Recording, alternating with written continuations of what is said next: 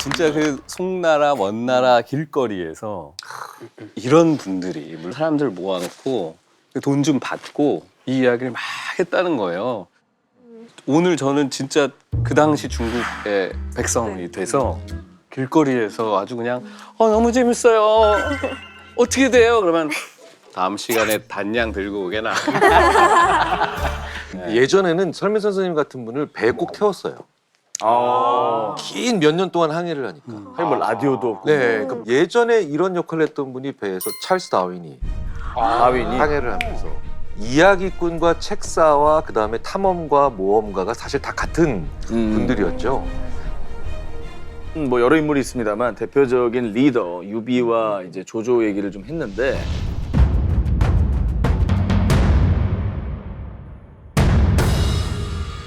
장강명 작가님은 아주 독특한 말씀하셨네요. 가장 이상적인 리더는 조조고 가장 인상적인 리더는 유비다. 이게 이제 유비냐 조조냐 이 얘기를 두고 우리가 몇백 년 하는 게 둘이 장단점은 완전히 다른데 조조 정말 냉철한 현실주의자고 그리고 비전이 있어요. 그리고 그 길로 가기 위해서 내가 뭘 해야 되는지를 정확히 알고 그때 좀 폐륜이라든가 어떤 인륜을 저버려야 되는 일이 있을 때 정말 주저없어요. 과감하게 합니다. 그리고 이제 고스란히 이게 유비는 반대인데 유비의 비전이라고 내세우는 게 사실은 이제 한나라 황실 복고예요. 그리고 아까 이제 형주 탈출기를 봐도 저게 사실 현실적으로 하면 안 되는 일이거든요.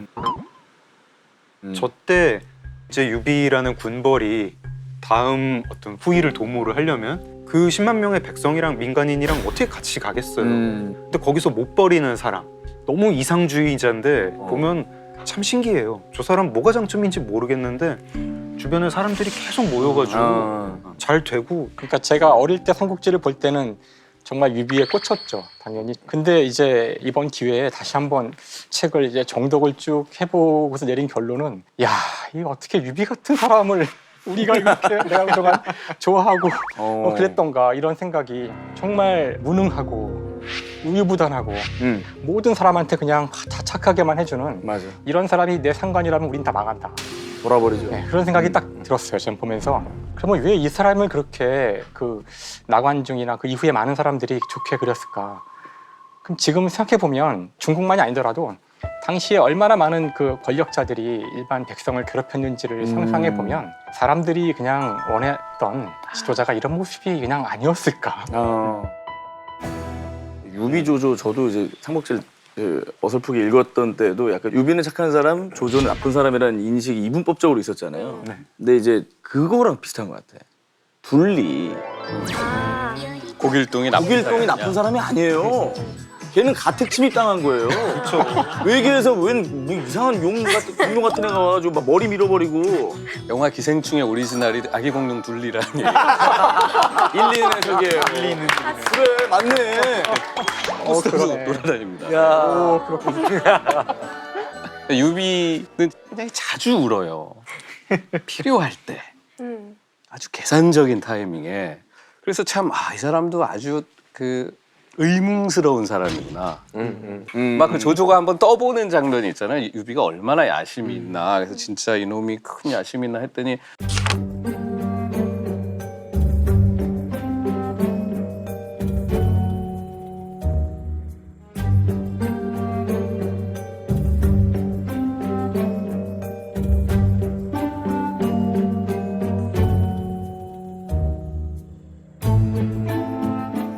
이러는 걸 한단 말이에요. 근데 그럴 때 보면 약간 오싹하죠. 근데 하지만 만약에 위초고에 넌 누굴 선택하겠느냐 하면 저는 그래도 유비 밑으로 갈 것 같아요. 왜냐하면 이 사람은 어쨌든 표리부동할지언정 어쨌든 착하고 인과 덕이 중요하다는 걸 어쨌든 명분으로 내세우는 사람의 백성이 되는 게 그나마 좀 덜 고되겠다는 생각도 뭐 저는 조금은 들더라고요. 제가 만약 유비의 백성이었다면 일단 이렇게 도망을 많이 다닌다는 것만으로도 되게 피곤했을 것 같고 그리고 유비가 이제 형주를 차지하고 나서 익주라는 이제 주를 차지하러 이제 가는데 처음에 거기를 유표라는 사람이 이제 다스리고 있어요. 근데 유표가 장로라는 이제 조조의 세력을 견제하기 위해서 유비를 불러들여요.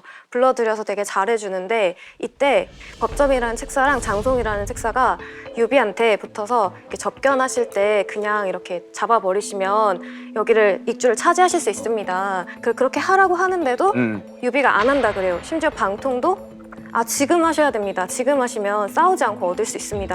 하는데도 명분이 없어서 안 한다 그래요. 돌아버리겠네. 그리고 진짜 너무 답답한 거예요. 근데 그것도 답답한데 그러니까 굳이 하지 않아도 되는 수고를 너무 많이 하게 만드는 사람이라 저는 절대 이 사람 밑에서는 일하고 싶지 않다. 많은 직장인분들은 아마 공감할걸요. 아니, 차라리 좀 왜냐면- 나쁘고 일 잘하는 리더가 나아요. 네. 가장 나 힘들게 하는 직장 상사 뽑으라고 하면 5위권 바꿔서 거의 안 나간 게 결정 내려주지 않는 직장 상사. 그렇죠. 네네네. 답답해. 밑에 정말 그러면 사실 일을 못 하죠. 그렇죠. 맞아요. 아니 유비가 전략적으로 너무 말이 안 되는 행동을 또 했다고. 몇 번이나 이야기가 나온 이야기지만 저 형주에서 철수하는 저 얘기가 중요한 것이 사실 저것 때문에 많은 사람들이 유비를 되게 칭송을 해요. 백성들이 정말 저렇게까지 유비를 따라서 그 위험한 데 따라갔다는 거잖아요.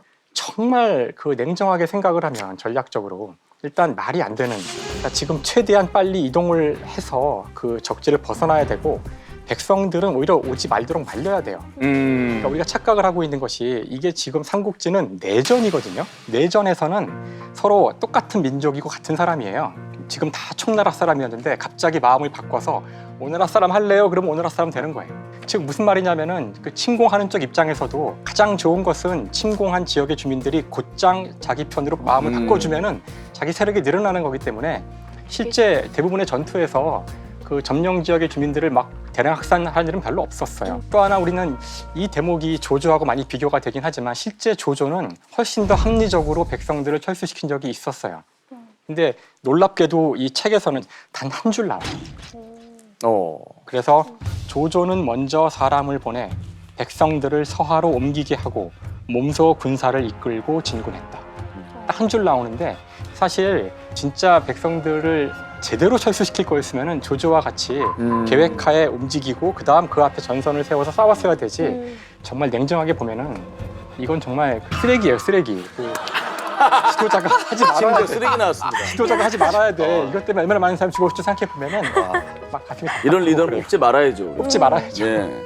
자 조조 쪽으로 많이 좀 쏠리고 있는데 이적 씨는 이제 조조가 너무 오락가락하는 것 같다는 수세다. 그러니까 조조가 기본적으로 굉장히 잔혹한 사람이죠. 그러니까 그 처음에 동탁 암살하려다가 발각돼서 칼 이렇게 들었다가 동탁이 거울로 딱 보고 너 뭐야 그랬더니 이거 선물 드리려고요. 이러고 막 튀었는데 튀다 보니까 여포가 이상한데 그래서 자 그래가지고 결국은 한번 잠깐 잡혀요.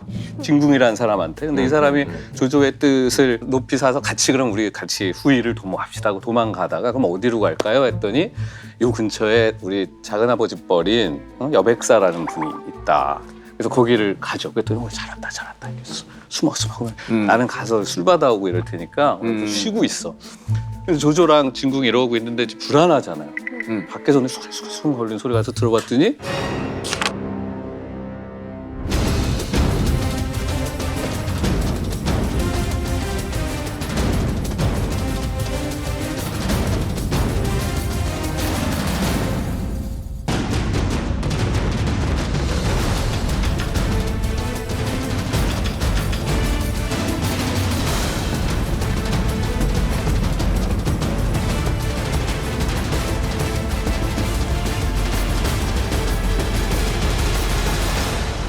자 거기까지는 도망자니까 너무 초조해서 그랬다고 정말 백보 천보 양보할 수 있다고 칩시다. 네.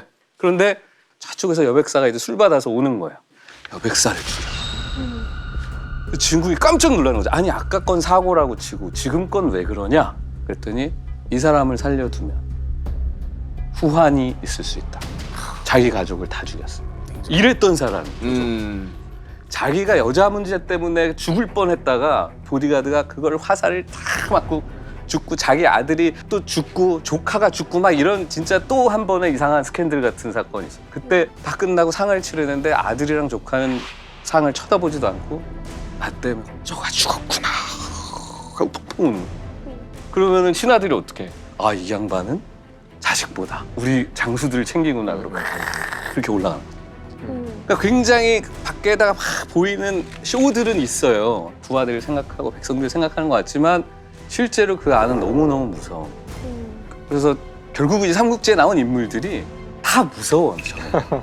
아니 사실 저도 조조를 막 되게 좋아하는 건 아니지만 조조가 자기 외모에 대해서 되게 좀 자신감이 없었대요. 자신감이 없어서 흉노족 사신이 이제 왔는데 자기가 안 앉아 있고 최염이라는 그 밑에 사람한테 대신 네가 앉아 있어라 내 자리에. 자긴 옆에서 칼을 들고 호위무사처럼 이렇게 서 있는 거예요. 그래서 돌아가고 난 다음에 사신이 내가 어땠는지 물어봐라.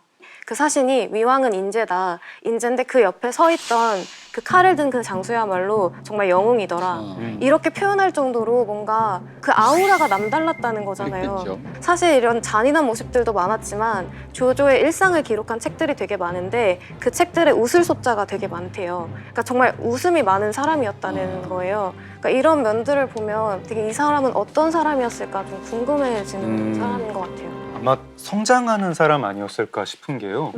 저는 이제 삼국지를 읽다가 보면은 조조는 젊을 때 너무 자기가 똑똑하고 또 비전이 있고 천하라는 게 우스워 보이니까 민간인 학살을 크게 2번을 했어요. 크게 2번을 하고 나서 평생 그 평판에서 벗어나질 못해요. 사람들이 다 조조를 무서워해요. 조조가 온다 그러면 도망치고, 그리고 유비 요즘으로 보면은 땅이 없는 그냥 협객 집단이에요. 협객 집단인데 어디 가서도 되게 귀빈 대우를 받아요. 왜냐하면 평판이 너무 좋기 때문이에요. 조조는 처음에는 그런 평판의 무서움을 몰랐던 것 같아요. 나는 천하를 버릴 수 있지만 너희들은 날 못 버려. 나 같은 존재는 너희들은 버릴 수 없어 라고 생각을 하다가 슬슬 아 그게 아니구나. 결국 끝에 이제 조조가 자기 한계를 못 넘는 거는 저는 그런 문제를 못 넘었기 때문이라고 생각을 하고, 대다수의 이 패널분들이 유비를 이제 한 감자 50개 먹은 느낌, 답답하고 우유부단하고 네. 현명하지 못한 자로 평가를 하시니 그럼 유비는 별로인가라고 생각하실 수 있는데, 제가 볼 땐 유비는 뭐 좋은 사람, 조조는 나쁜 사람, 이 개념은 시대에 따라 달라지는 거예요. 쉬운 예로 우리나라 임진왜란 끝나고 병자호란 벌어지잖아요. 그 병자호란 직전에 시그널이 와요. 청나라에서. 야 무릎 꿇어. 그냥 우리를 아버지라고 모셔. 오랑캐시로 아빠라고 해 그래요.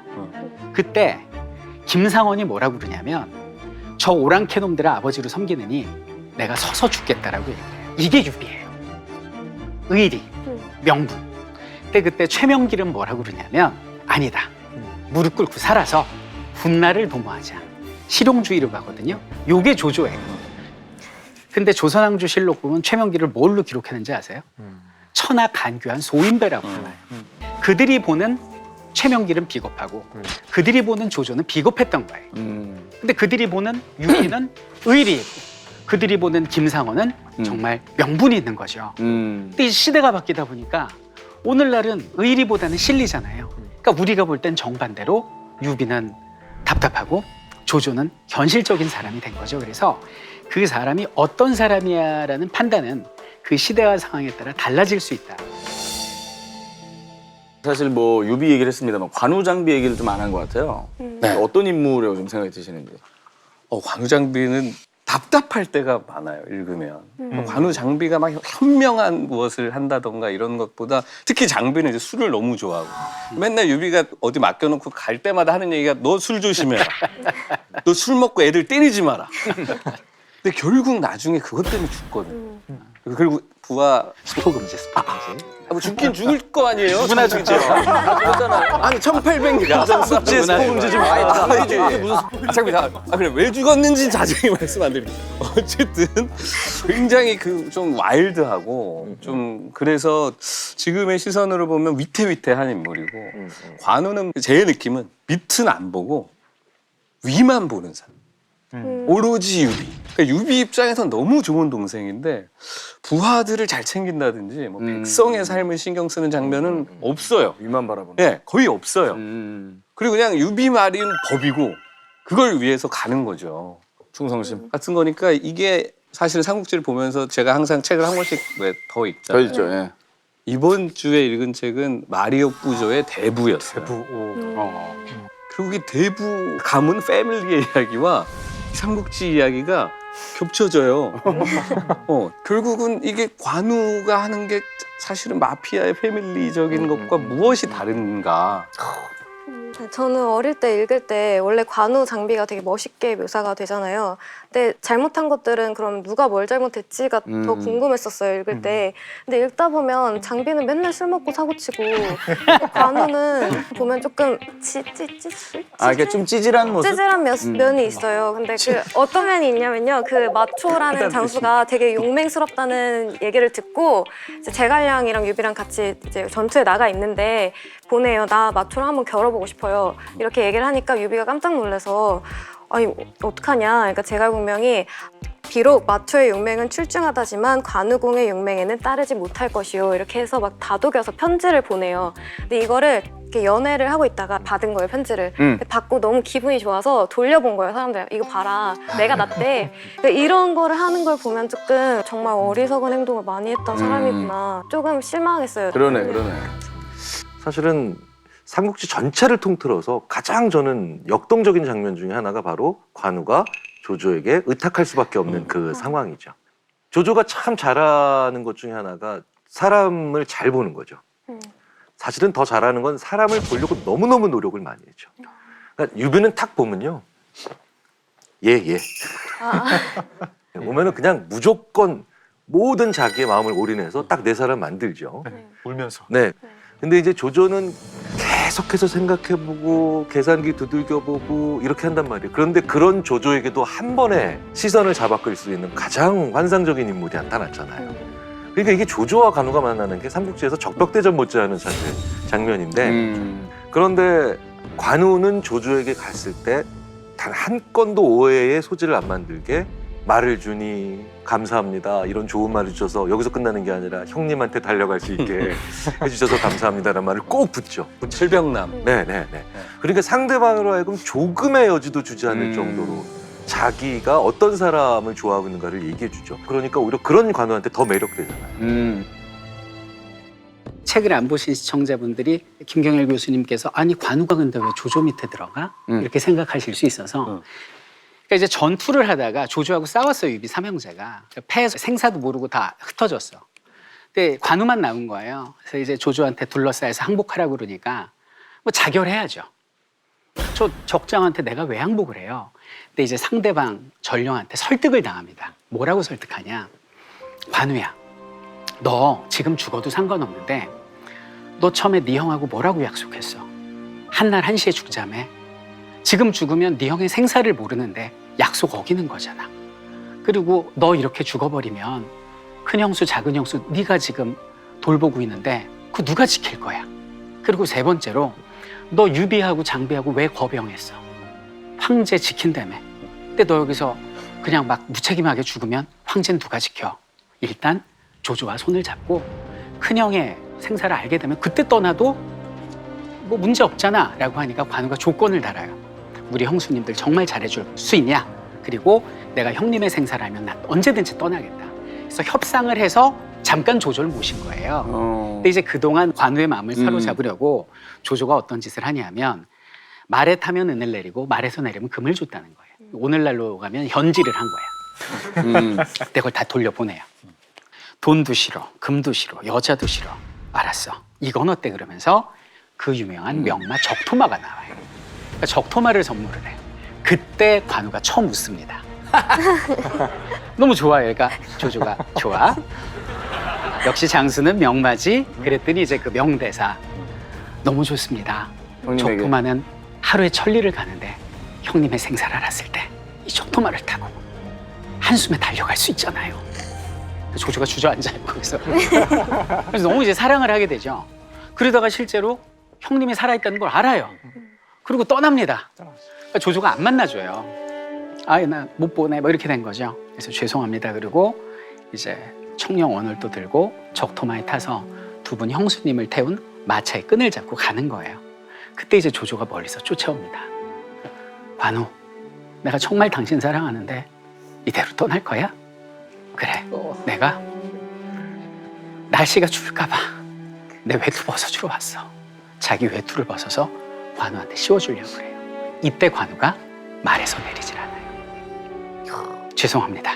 제가 신세는 졌는데 적진에서 장수가 말에서 내리는 건 예의가 아닌 것 같습니다. 하면서 청룡 언월도 끝으로 그 외투를 받아서 축 하고 이렇게 촥 하고 입어요. 이렇게 입어요. 그리고 이 마국관을 떠난 말은 뒤를 돌아보지 않는다는 그 얘기 같이 이제 형수님 마차 곱비 잡고 청룡 언월도 들고 이제 달리는 거죠. 그때 이제 조조의 장수들이 관우를 죽이려고 합니다. 그런데 한 손에는 형수님들의 마차끈을 잡고 적토마를 타고 청룡 언월도를 휘두르면서 적장의 목을 베면서 5개의 그 오관을 6명의 장수를 참으면서 뚫고 가요. 그게 그 유명한 오관육참이고 형님 그러면서 달려가거든요. 그래서 그런 관우를 품는 유비의 매력 그리고 그런 유비를 바라보고 달려가는 그 관우의 의리 이제 이런 부분에 사람들이 좀 열광하는 게 아니에요. 진짜요? 아니 우리 시청자분들께서 궁금해하신 질문이 하나 있더라고요. 이거 많은 분들이 궁금해하실 것 같은데 관우하고 장비가 된 무기가 일반 맞아, 사람들이 맞아. 들 수 있는 진짜 무기냐? 사실 밀리터리 쪽은 또 전문가시니까. 그럼요. 이게 무슨 뭐 매척이라고 그러고 말이 됩니까 이게? 들기도 힘든 거예요. 책을 읽다가 여기 딱 읽고서 이거 나한테 물어보겠구나 싶어요. 네, 미안이겠어요. 열리는 해주셔야죠. 네. 그러니까 일단 여기서 그 관우 장비 얘기하고 있으니까 청룡 언월도하고 장팔 3호가 나오는데요. 칼하고 창을 조금 소개를 해야 될 것 같아요. 사실 무기가 굉장히 많이 나오지만 칼에는 두 종류가 있다고 보시면 돼요. 하나는 검이고 하나는 도인데요. 네. 그 차이점은 검은 이렇게 검이 길쭉하게 생겼다면은 양쪽에 날이 있는 걸 검이라 그래요. 도는 한쪽은 날이 있고 한쪽은 좀 뭉툭한 거죠. 오, 그 도구나. 이게 검과 도의 차이점이에요. 자, 이와 마찬가지로 이제 모와 창이라는 게 있는데 모가 나무 막대기가 길게 있고 끝에 양날의 창이 달린 게 모고요. 창은 뾰족하게 돼 있어가지고 찌를 수 있게 된 게 창이에요. 지금 저희가 이야기하고 있는 이제 관우와 장비는 관우가 청룡 언월도니까 끝에가 한쪽은 뭉툭하고 한쪽이 날카롭게 돼 있는 형태의 창이라는 걸 알 수가 있고요. 장비가 가지고 있는 것이 장팔 3호니까 용처럼 이렇게 흐르는 모양인데 양쪽에 날이 달려 있어요. 기록에 보면은 관우의 청룡 언월도가 82근이라고 나와요. 그렇다면은 그 청룡 언월도 같은 거는 무게가 대략 한 17, 8kg 되는 거죠. 물론 여러분들도 17, 8kg 들 수는 있는데 이 문제는 이걸 들고 이제 자유자재로 막 이렇게 써야 되는데 서양에서 가장 무거웠던 그 칼이 이제 클레어모어라는 게 있어요. 스코틀랜드에서 사용하던 높이가 한 1.4m쯤 되고요. 두 손으로 들어야 되는 장칼인데요. 여러분 영화에서 보시면 두 손으로 들고서 저건 자르는 게 아니라 때려 죽이는 것 같은 칼들이 있거든요. 그게 한 4kg 정도 언저리니까 그걸 생각해 보면은 심하다. 무기로 사용하기에 16kg은 좀 과한 무게가 아닐까. 그래서 이거는 전형적인 그 뻥 튀기는 그런 좀 과장된 약간의 뻥튀기. 우리가 생각하는 리더상, 뭐 누가 옳고 그러다고 얘기할 게 아니라 어떤 리더가 정말 이 시대에 필요한 리더인가. 뭐 가장 이상적이라면 기업으로 치자면 유비가 만들고요. 그리고 경영은 위기식의 조조라는 CEO에게 주고 평상시에는 송건이라는 CEO에게 줘야 가장 이상적이겠죠. 먼저 이제 유비를 말씀드리자면 네네네. 유비는 정말 시작할 사람들을 제대로 된 사람을 잘 뽑고 인재들. 모셔오죠. 근데 그래서 맺은 그 형제의 의리는 반드시 큰 조직이 됐을 때는 큰 독이 됩니다. 평상시에 CEO는 손권이 굉장히 괜찮은 것 같아요. 아주 딱 손권의 부하들은 딱 받은 만큼 일 잘합니다. 받은 만큼까지만 딱 일해요. 딱 요즘 스타일. 네. 그 성심성의껏 회사를 내 일처럼 생각하는 직원이 전원이 있으면 그 회사 큰일 나요. 맞아. 네. 하지만 위기 상황이 되면 조조의 리더십은 필요합니다. 왜냐? 결정이 빨라야 되죠. 위기 시에 이스라엘군이 중동 전쟁에서 그 훨씬 더 덩치가 큰 아랍을 이길 수 있었던 이유는 작은 메모지나 석판에 놓고 핵심만 적어서 결정 내려서 이겼거든요. 그래서 오너인 유비가 스스로 경영에서 물러나고 어느 정도 돼서 그 다음에 평상시에는 송옥 같은 CEO 그리고 위기 시에는 조교 같은 CEO를 중용하면서 들어가면 아마 하나의 나라로 오랫동안 번성을 하지 않았을까라는 생각을 해봅니다. 어릴 때하고는 전혀 다른 사람이 눈에 확 전 들어왔어요. 그래서 여기 그 나오는 모든 인물들과 완전히 다른 종류의 사람이 한 사람 나오는데요. 바로 그 사람의 이름은 화타예요. 그럴 것 같았어요. 그래서 관우가 독화살을 맞고서 굉장히 목숨의 위협에 처했을 때 그걸 고쳐주는 장면이 나오는데